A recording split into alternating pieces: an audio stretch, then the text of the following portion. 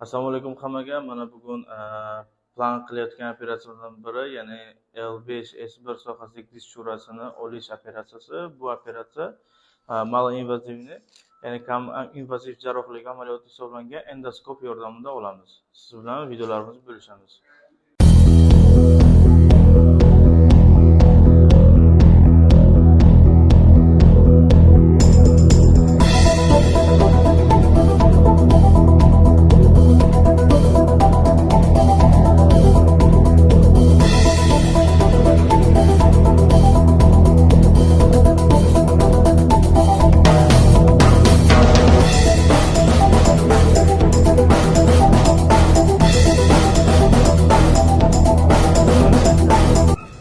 Uchta bo'lak chiqdi.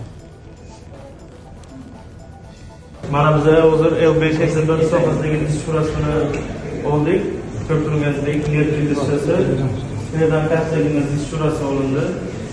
Hozir hech narsa dishni qisgani yo'q, dish churalar olindi, tozalandi. Bu yerda kattagina hozir dish churasi bor edi, hozirda yo'q. Operatsiya tugadi. Xuddi shunday kichkina teshik orqali hech qanday mushkullar jarohat yetkazmasdan olindi. Ko'rganingizdek, kichkina teshikcha orqali dish churasi olindi. Rahmat.